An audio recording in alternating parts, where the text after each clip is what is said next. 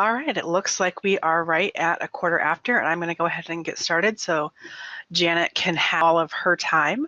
I am not going to introduce myself. I think you've seen me enough to know who I am at this point. So welcome to day 2 of Blossom. If this is the first session you're joining us for today, welcome, welcome. I just want to remind everyone that we do have a hashtag for event, and I have seen quite a bit of activity on Twitter. I haven't checked other social media, but if you are a sharer, this is the hashtag we're using. I think most of you know by now to use the panel at your right to express your questions and chat with your fellow attendees. Just click on that chat tab in that panel to take you to the chat session. Everyone is automatically muted, so no fear that you will become unmuted accidentally.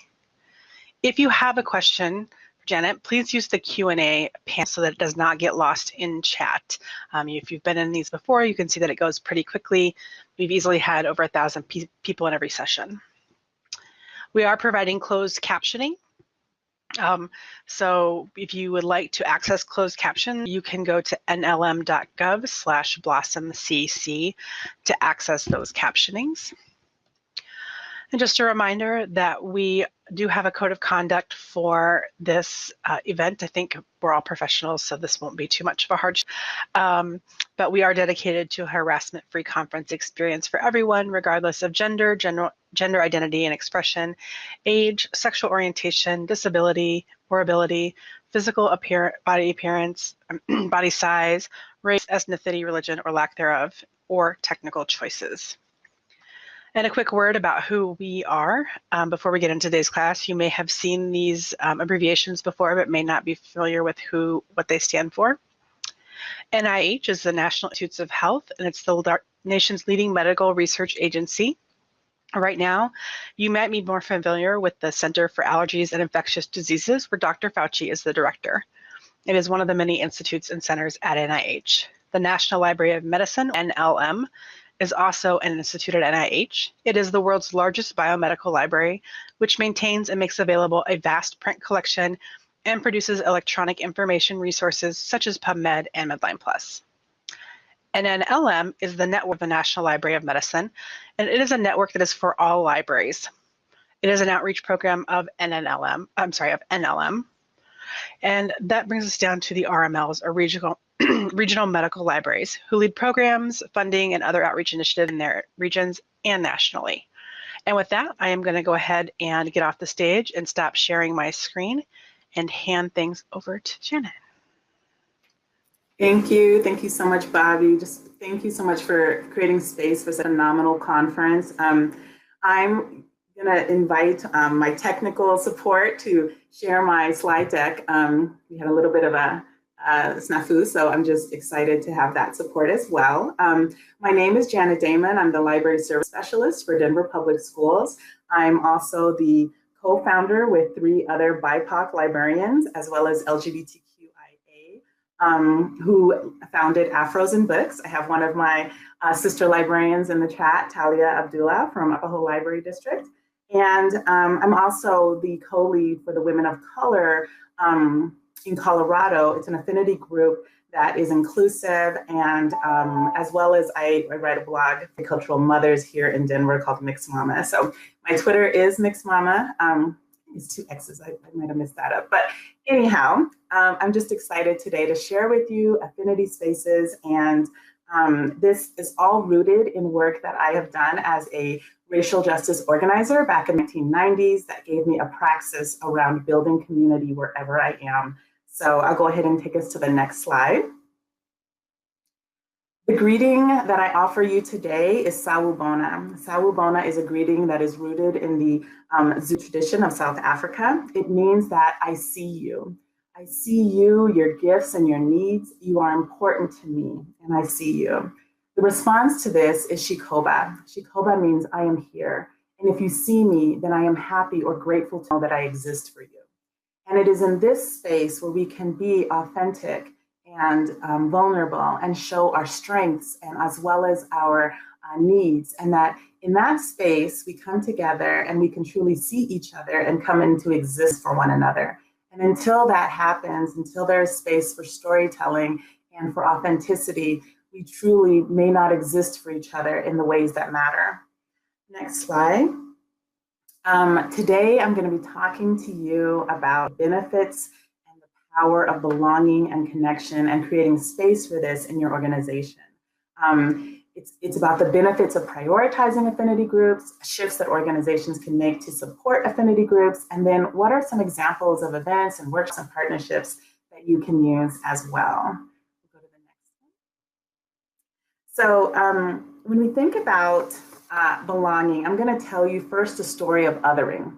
Once upon a library conference I attended, I was viscerally surprised, but I shouldn't have been probably surprised when, as I was going through it, I noticed I didn't see a lot of other folks that look like me. And, you know, by the middle of the day, I had gone into kind of, let me pull people together, let me find my community, let me create community in this space. And so in that space, throughout the day, I was gathering and introducing myself and pulling together a group that would be our own little makeshift, you know, on the spot affinity group. And so before it was over, we had lunches and dinners and gathered together, talked about workshops, talked about presentations. And, you know, even in the midst of that, there was some things that were coming up for people that they were experiencing at that conference, microaggressions, some extreme othering, in fact. And it made me really, truly realize how critical safe spaces for affinity groups and BIPOC librarians should be built into our systems, recognizing that the demographics of libraries don't always support and help folks to maintain some longevity in this field. We'll go to the next slide.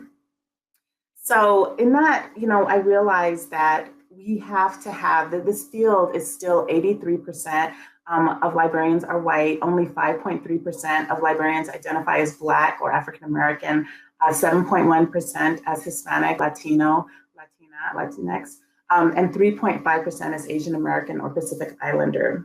So in light of what we know, how are we creating systems to support and retain and recruit a more diverse representation in the library field?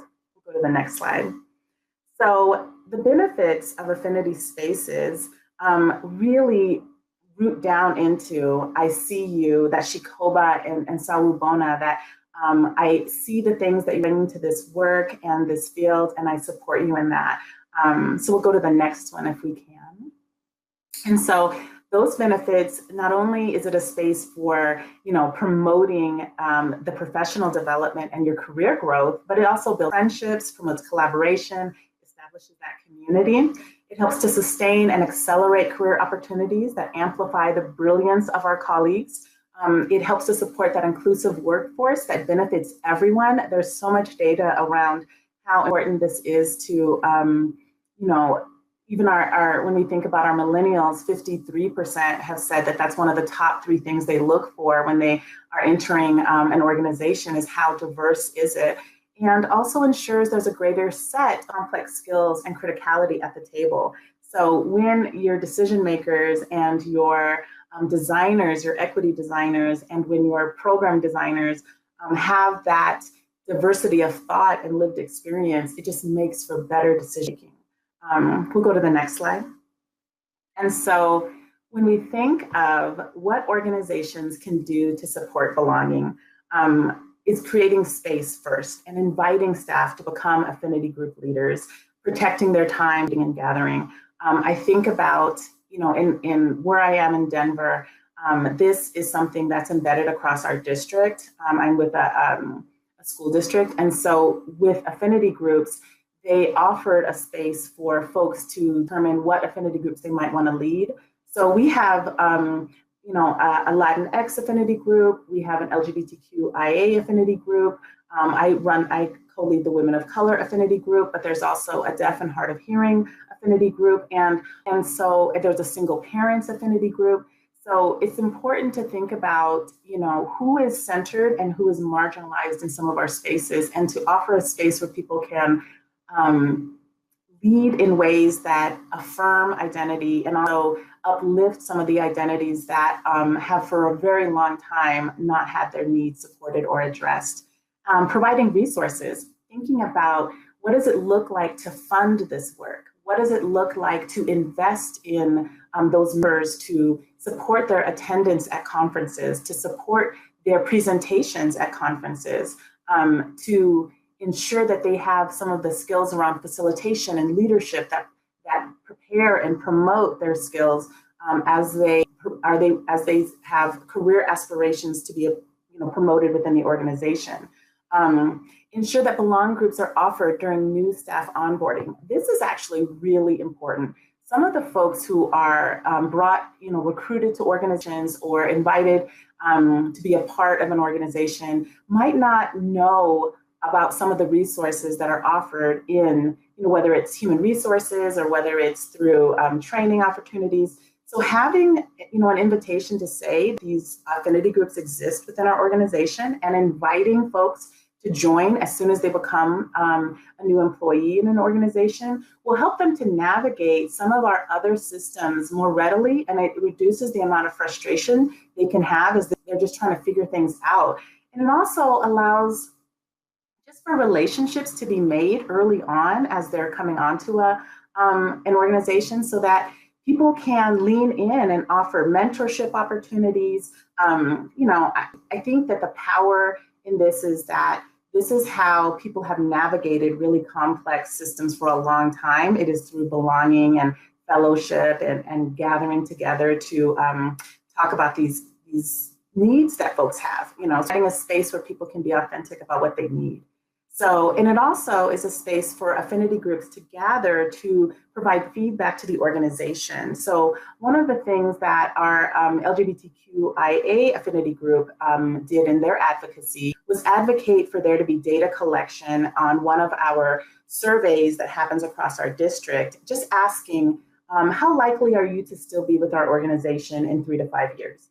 What kinds of systems of support, do you feel like would benefit your affinity group? And so in those questions, a lot of that information that came back helped the organization to grow and to be more intentional about the affinity work. So, and also thinking about too, when there are barriers that are built in to, some of the systems that we have in place, that feedback from affinity groups to the organization to help it grow is really critical. We'll go to the next slide.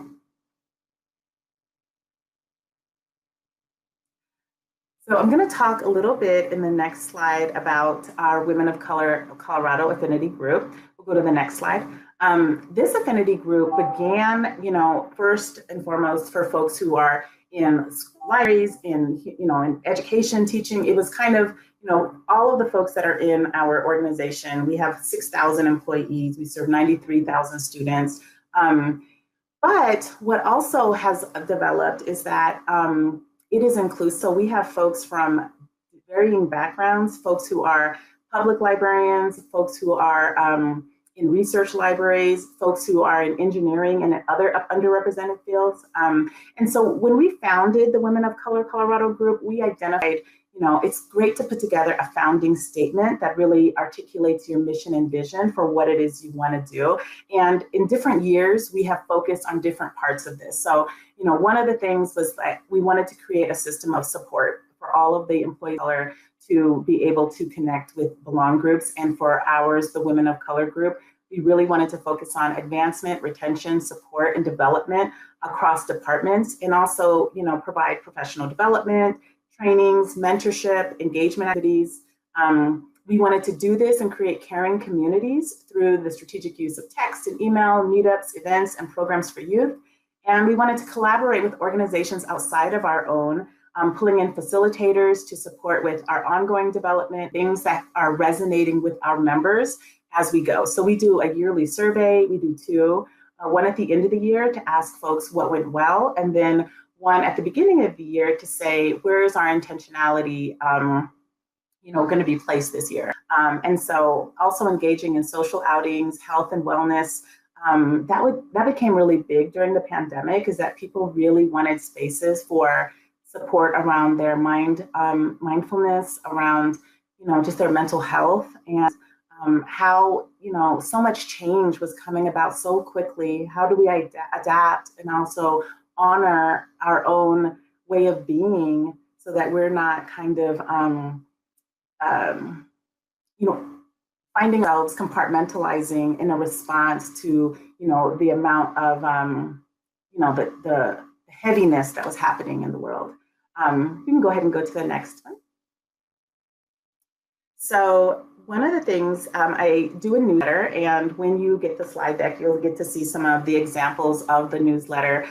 In the newsletter, so here in this picture are some of our founding members of the Women of Color group. And for those of you who might recognize Julia Torres, she's the co-founders of Disrupt Text. She's also in our district. And so it was a space that, you know, we definitely put together in our founding, a newsletter that captured all of the celebrations, great projects, and great leadership that Women of Color District was doing. And it was a place to celebrate and just amplify the work of our members. We can go to the next slide. And then also there's emails that go out about scholarship opportunities, different events that people can, you know, participate in, social gatherings, all of those kinds of things that build that community. Go to the next slide.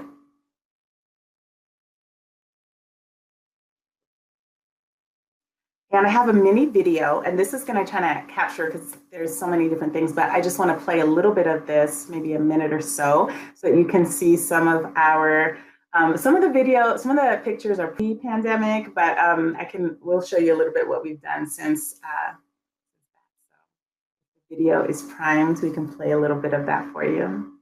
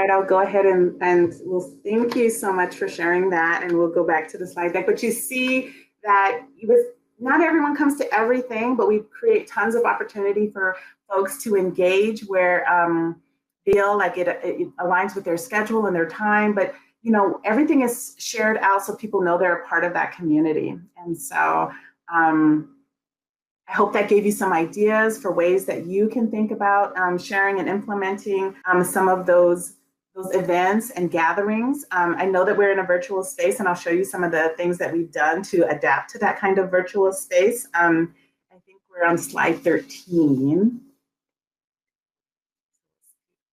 We have quarterly meetings, so we do gather for those. And then, you know, we can go to the next one.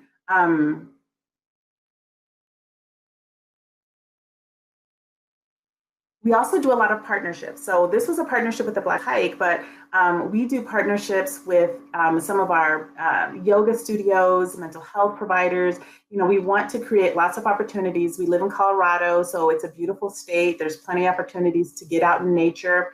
We'll go to the next slide. And so we want to also just honor that, you know, members can set up their own gathering. So if a member says, like in the picture you'll see down below, one of our members wanted to just set up a book club, a summer book club. So we just promote that to everyone, and then folks who want to engage. So in these kind of mini gatherings can do that, you know, or if someone has put together, they're having a special event and they just want to invite folks to come out and support them. Those are both some in-person examples. The next one.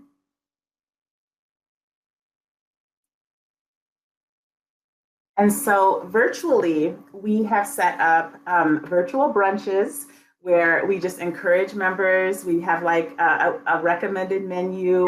If they want to order out and get some brunch from somewhere and bring it home and have a little virtual brunch or gathering, we have done those. We've also had just virtual happy hours.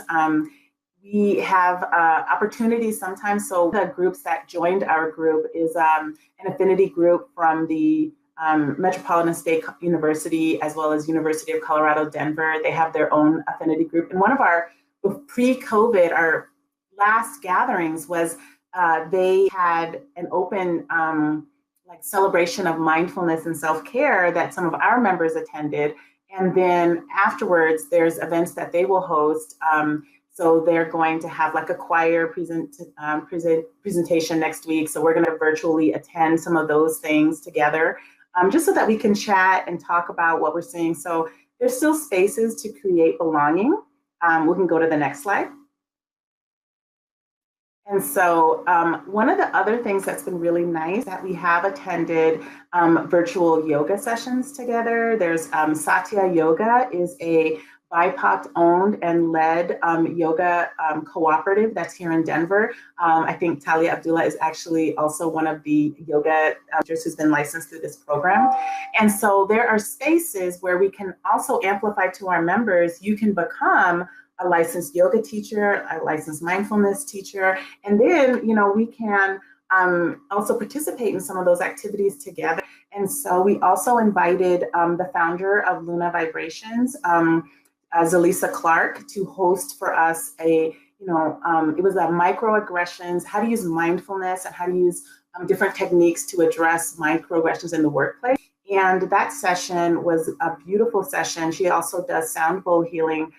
So, you know, these are wonderful examples of ways that people can share resources, experience some of these events together.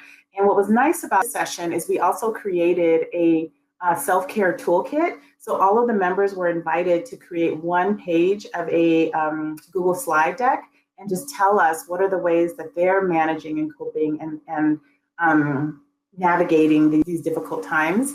But we also want to make sure that folks are aware of other resources around mental health. So we have one of our members is actually the founder of the Therapists of Color Collective here in Denver. Well, it's here in Denver, but I think, you know, they are virtual services, so they can be offered nationwide. But so Rosina Santiago Schroer, she is, you know, going to host for us too. Like, when do you know that you have have exhausted your toolkit and you really should be meeting with a licensed therapist to get some support around your mental health. So we want to destigmatize mental health, especially in communities of color, that it's a part of well-being and wellness to attend those sessions. And so she is a phenomenal resource. And so, you know, creating a spirit of reciprocity where you are having your organization invest in and support all of these incredible leaders and entrepreneurs and social entrepreneurs of color in our communities, because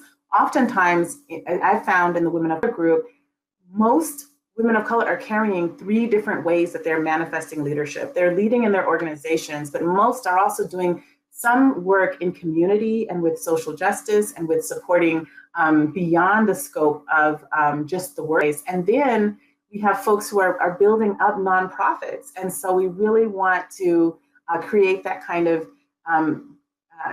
connective tissue between our communities so that we can uplift and amplify that all of that work that's being done. And we'll go to the next slide.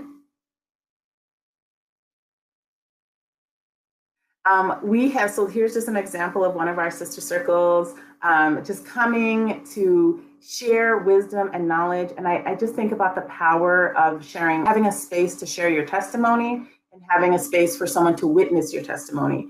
And I think that oral tradition, that tradition of coming together in a safe space to talk about our journey and to share that is something that most organizations don't create space for, but that is truly the engine of resiliency and being able to feel connected to one another.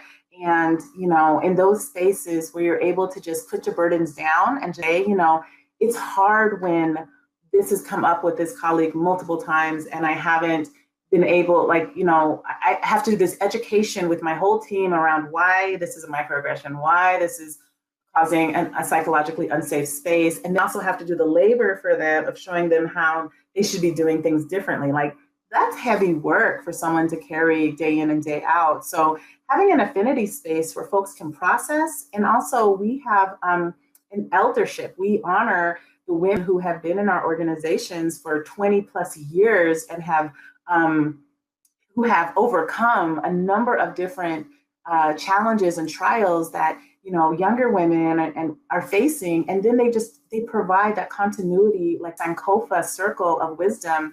And so sometimes, you know, we'll put a question just to the whole wisdom circle of like 7 elders that are in our district that, you know, and just ask them, how do you deal with this? How do you cope with this? And then share that question and then so they can share this with us. One of the ladies in this photo is Debbie Blair Mentor, and her father, you know, these are founding people in our district who have schools named after them, who have led incredible journeys. I think about Lena Archuleta, an educator who was not only a librarian in our district, who was the first Hispanic Latina librarian, but she also was the first director of the Colorado Library Association, also the first Latina principal. And then even after retirement, she went back and got some extra classes so that she could lead AARP members and advocate for people to get retirement support, you know, in eldership. And so those stories and those testimonies, they can provide that fertile,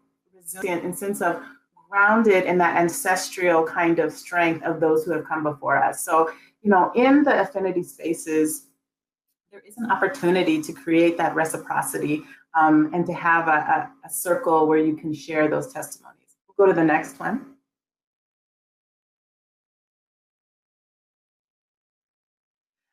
So one of the things we also do, and both we have participated in the the March for Women, the March for Black Women. We participated in the, you know, parade that happens here in honor of Martin Luther King. We have participated in just recently in vigils to honor and stand in solidarity with our Asian community. And so we also recognize intersectionally that that women especially are dealing with not only systems that are racist and white supremacist-based systems, but they also have this double piece where they also are showing up and experiencing patriarchy within both in communities of color and in a white supremacist system. So we recognize that that is, you know, we have to stand in solidarity with women's identities as we are navigating in a system that is rooted in male privilege, and we are also rooted in how we can stand for one another and be present for one another. So we spoke at the vigil here in Denver, Colorado, and our members were able to either send letters of support or also attend if they felt comfortable, and if not, they can also see some of those sharing out in our newsletter that we were in representation of our Women of Color group. So we'll go to the next one. And so I want to, in Sankofa, and also just to share some of the challenges and some of the learning that has taken place over the time of the 4 years that our group has been in existence. So one is that, organizational accountability and integrity. So the organization has to hold some of these spaces in integrity, that this is not a performative space. It is not a checkbox to say, oh yeah, we have an affinity group. We haven't resourced it. We don't provide time for people to attend it. We don't amplify it during our onboarding. That's performative. That's just saying, oh, we have one to have one. But if you want to have a true affinity space, you have resourced the individuals who are leading it. You have offered time for them to do planning to increase the likelihood that there'll be great opportunities and time to create the newsletters, time to organize events, and all of those spaces will be valued and resourced, and there'll be funding to provide opportunities. There is funding for us to provide stipends to those who are presenting for us. We do not believe in BIPOC women doing unpaid presentations. We believe in resourcing and honoring them through paying for their time and honoring their wisdom and experience of lived experience, as well as their technical skills, as all of it. So that's something that is a difference between something that's performative and something that is in integrity. Now, who is allowed in and who is not? So, our group, we recognize anyone who self-identifies as a woman. And so that includes our trans sisters. And so, we do not, I have seen other groups though, where they were not rooted in who they allowed to kind of be in those spaces. And so there's a difference between an ally space or an alliance space. An alliance space would have BIPOC members as well as allies to your BIPOC members. But an affinity space is for those who identify as that identity. And so that is very crucial, to recognize the difference between those two. And also to recognize, for an example, there was, an individual who, even though he, was a white man, he wanted to co-lead the Black affinity space because he felt that growing up in a community that was predominantly Black allowed him to understand the Black experience to that point that wanted to co-lead that space. And so the organization, that's a place where you need to step in and create and say, these spaces are really rooted in the lived experience and that identity. And so it is not to assume the identity of communities of color, but rather to walk in your own lived experience. And that person would have been a great co-lead for, we have a white allies group who is examining, dismantling privilege. That would have been a great space for that kind of leadership. So being clear as an organization is going to be important in having the wisdom to be able to hold spaces as kind of sacred spaces. And sometimes affinities are not enough. So, when we are identifying that, we do a lot of networking, we do a lot of support. If a woman reaches out to me and says, I'm really unhappy in my current role, I don't know that if I would stay with this organization beyond, the next 6 months, if I don't find a better fit, then I have to kind of try to, in advocacy, try to help them navigate and understand some of the spaces that are more psychologically safe than other spaces. But when you're coming up into some situations where folks are really being psychologically harmed by the practices in those buildings, we enlist that elder circle who is aware of the different, how to intercede and how to disrupt some of this toxic spaces that women of color may find themselves in. So we need to recognize that structural changes have to be made to support folks who are having, who are experiencing truly poor, the lack of cultural competence, the lack of psychological safety. There are some spaces that are not conducive nor supportive of our BIPOC librarians, our BIPOC staff. So we have to have you have to have the heavies. You have to have a way and a process that's going to disrupt and intercede for folks. And then and the other time I would say too, in retrospect, what ends up happening is that, when the folks don't have an affinity group, we had some folks who, we had men of color, for example, reach out for help and support because there was not a sustained group that was really helping them. And so, there have been times, one year there were at least 5 African-American men who had reached out at different points because of what they were experiencing was, incredibly biased. And so, it's important to have a point of contact where people can get some support and advocacy. But what you'll start to see is you'll see that in an inclusive space for, you have to continue to amplify that we want more leaders to step up and to support marginalized identities, and also recognizing that we have intersectional identities. I have members in the Women of Color group who are also members in 2 or 3 other groups because maybe they are a single mom and they want to be in the single parents group.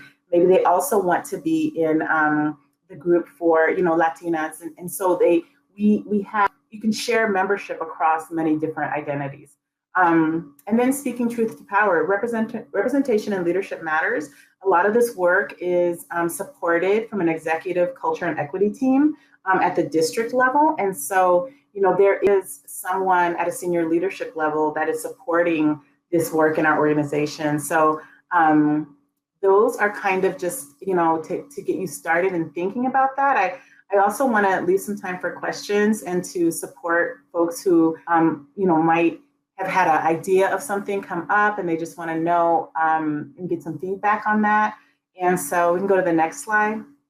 And then if you want to be a part of the Women of Color Colorado group, there is a Facebook page. We've just grown. So I have members who are in California. I have members who are in Ohio, librarians who have reached out before just to say, I work in not just a library, but I work in a city that doesn't have a lot of representation. How can I build something like this? And I tell people, you can begin with the people who may be in your organization, but you can reach out in those kind of scenarios. You can think about, who is in different fields, different backgrounds who might want to just, we see each other. It resonates to connect. So feel free to follow the page. Right now, especially, there's so many events that are virtual. It's an amazing time to build out your network and make connections with people from across the country. Internationally, we have members who are in our group who are in England, who are BIPOC folks who are British and are interested in the mindfulness opportunities, but also in understanding more of what the experience of women of color are here in the US. So I just want to invite any questions, did some things resonate with you? And so feel free to drop that into the chat. Great, thank you, Jo. We do have some good questions coming in, and one I've seen repeated a couple times. You don't have to put me on full screen. Is how can an organization facilitate or help create affinity groups for people who might be worried about outing themselves in some way? Okay, so one of the things, so I would say this: if you have if folks are afraid of identifying themselves in your organization, there already is a problem, because it means that they've done it before or they've heard things and they felt unsafe and marginalized. So it is even kind of more important to think about what's the ecosystem that this work is living in. So if the ecosystem has not been created to support affinity groups, there's more work to be done maybe before you even get to affinity spaces. Like maybe what you're doing is just providing an hour of time off to say, if you're interested in this affinity group, we would like to, invite you to, and having a staff member who already is a person who is trusted to maintain and hold safe spaces is a good person to invite to lead that, because, everything, trust is the foundation of all of this work. And where there is no trust, there is no community. And so I think that, one, if folks have expressed that they don't feel safe, then there are things that need to be examined in terms of entire system to examine and do some archaeology of self, as Dr. Yolanda would say, and I think and then to do some of that work so that you can hold a space so that people can feel like they want to create something for your organization. Because if, and some of this work is created by people who are cultural strategists, people who see the connections within an organization and also care about the organization enough to do the work. So, those things have to happen simultaneously. You have to, one, have done some of the work internally before you open up a space for affinity groups, but that shouldn't stop people from making one. So if you're a person of color or a gender expansive person or an LGBTQIA person and you know you need this space, create the space and invite some folks, even if you start with 4 or 5 people, and then over time that will be amplified. People will see that this is not a space to find and locate, identify people so that you can target them for bias and for issues later, but instead that homework is being done too. Great, thank you. Which I think is to really a great next question, which is how do organizations, or how do people in the organizations create space for affinity groups during work hours, which I think kind of ties into that. We have lunch and learns. So, if the schedule can be adapted to that, one, I do believe, I do believe people need time. So if there is a way to comp back time, this is you have to think about it in terms of, this is a time for people to recover from 40 hours perhaps of harm. And so giving people time to be in community, be connected, to say, on this day that they would be doing, needing, they just get an hour of comp time, that you would say another day, please, we're staffed, we have the front desk covered. Please take this extra hour because I know that it's your lunch break in one of the affinity spaces. So, cultivating a sense of recognizing that a lot of your staff who have an identity that is marginalized and historically marginalized, this is a recovery practice that helps them bring themselves back to whole after maybe suffering some indignities, not just from maybe just an environment where they don't see a lot of representation and they don't feel a lot of support, but also that, they could be experiencing bias from patrons to the library, customers. It's a lot. So they need space and time to unpack that. So again, but that goes back to the integrity piece. Until an organization is doing those acts, people may not see the integrity in they're trying to accomplish. So organizations are trying to build trust and recognize that there is harm that is being experienced by some of their staff from different identities. Yeah. So I think this is a really great question and point. I'm going to paraphrase it a little bit. But how can we empower BIPOC colleagues to start and help run groups for them without doing what so often happens, which is putting BIPOC people in charge of diversity stuff? Well, I would say this. One of the things that you want to do is you recognize the power of co-creation. People do not know best what to do for any group until that group is centered in the design from the very beginning and invited to be a participant in that. One of the best things that I think you can do is stipend it.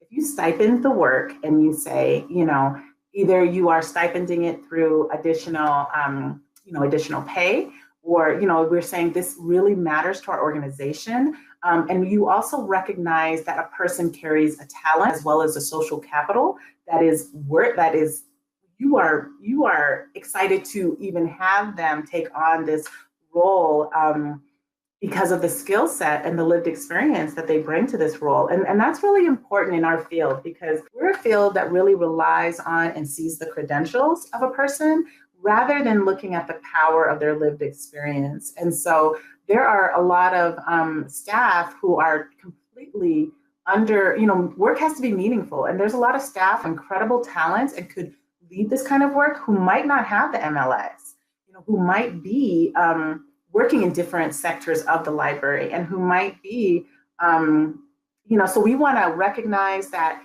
some of the best community organizers who can build this kind of community and sustain it and maintain it are going to be people who have lived experience doing this kind of community building. And so our community builders, especially, I think about in our Black community, there are elders and mamas who have worked in, in churches and in, I think about people who have done advocacy and activism for a long time, and they might not have a credential degree because of the historic,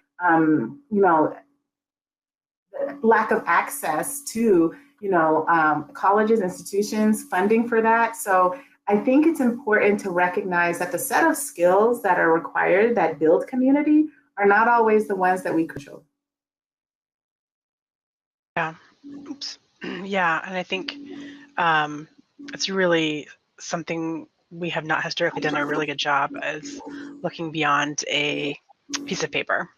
Mm-hmm.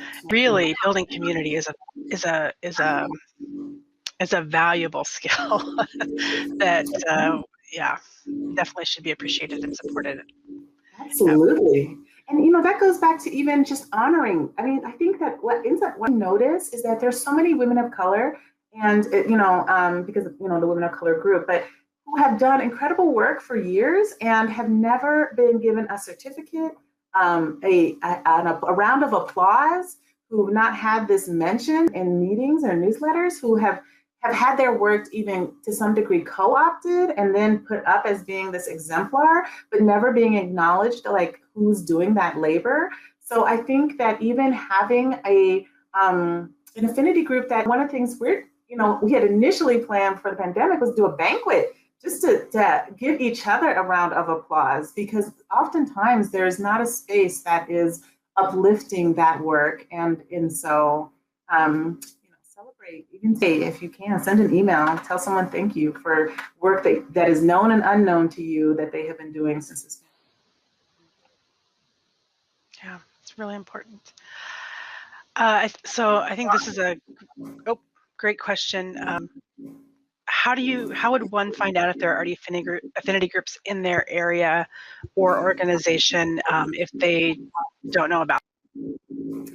That is a really good question. And you know what, I think, so for example, one of the we partnered with is that Dish Network has an African-American network of, an affinity group. And so we ended up partnering with them for some of our work around, doing things for youth and for, a youth organization that we work with. And so one of the things is I think you can just ask. And so it's a great, for example, colleges and academic institutions, they may have a group that is already going on that you might want to join, but also thinking about even museums, like even to reach out, and if you have a shared interest or you feel like this is a place would be a great organization to have an affinity group, asking the question can kind of be maybe that spark that gets them to realize this is really important. So not only do I encourage you to start your own affinity groups, but I encourage you to, hold other organizations accountable to doing it as well. Like,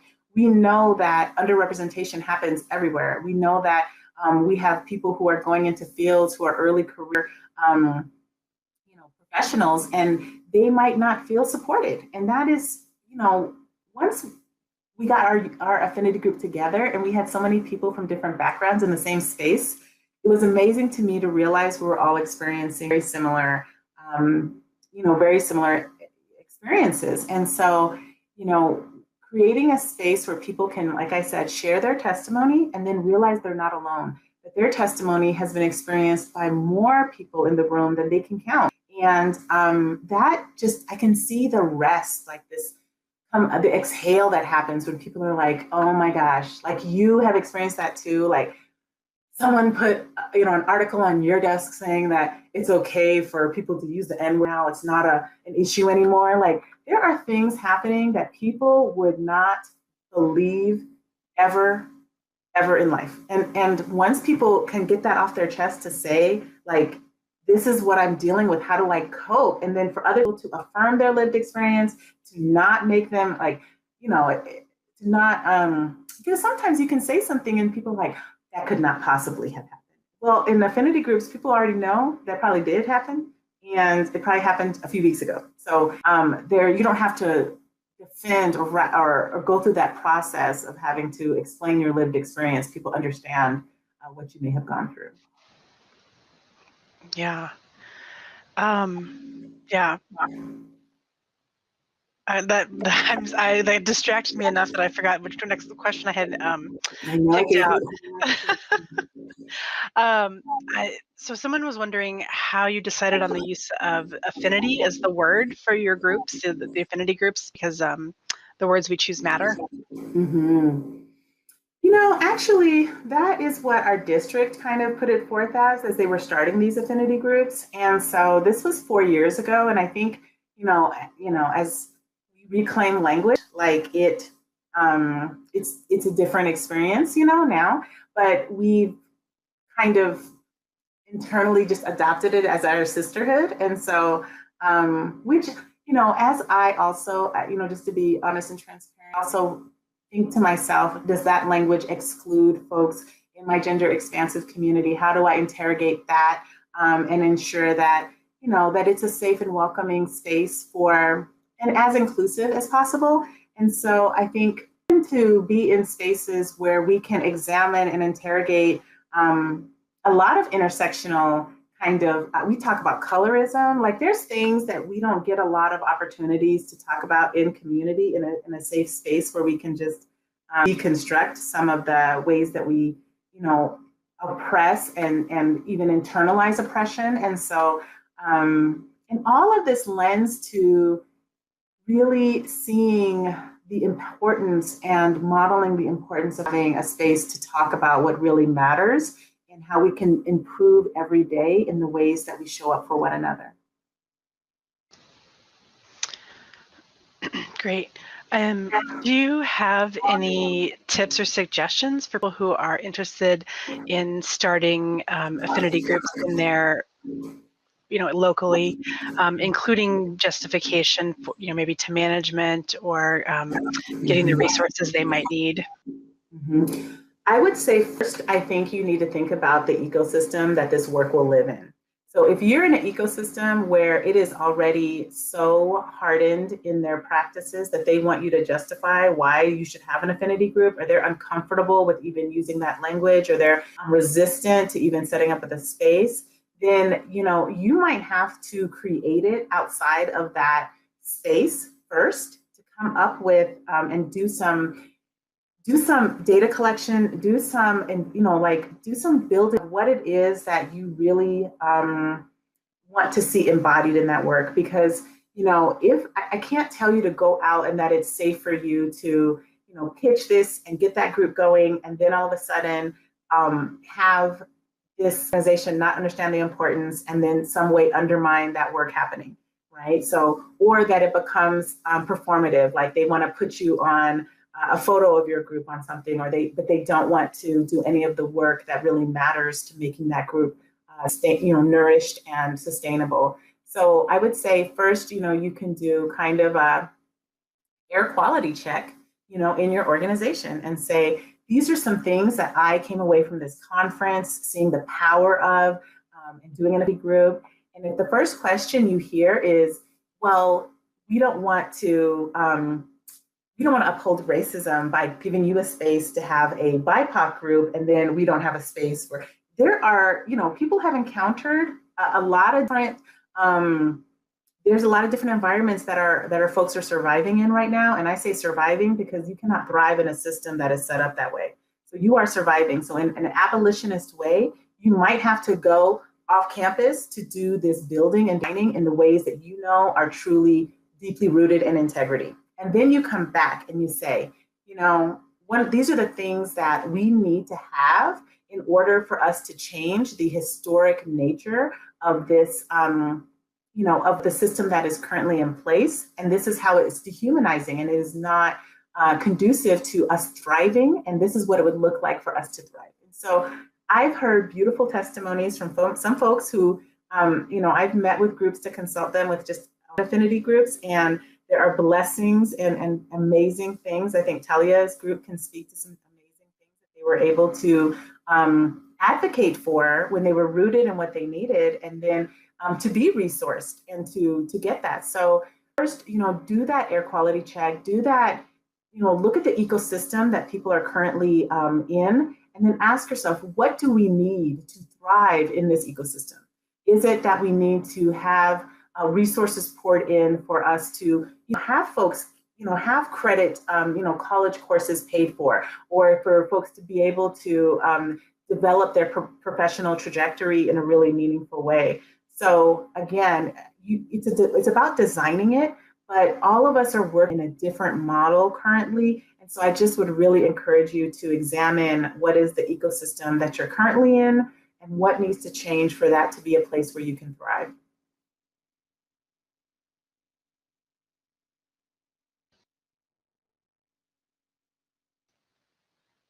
Okay, great. We are at about 3 minutes left. So I think I heard you say you do consulting on this if people have questions. Yeah, I do support. I mean, I'm passionate about affinity work. I'm passionate about affinity groups. I just know that the blessing that it has been in my life, we have co-led this group with different folks who've had the capacity to do so over time. But now we have, you know, there's 5 of us co-leading it because it's own. We have over 200 and some odd members.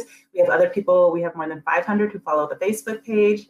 And the gatherings and the connectivity that we've experienced is really healing spaces. So I hope that you feel excited about embarking on this journey, and I would just love to cheerlead and support and amplify what that looks like.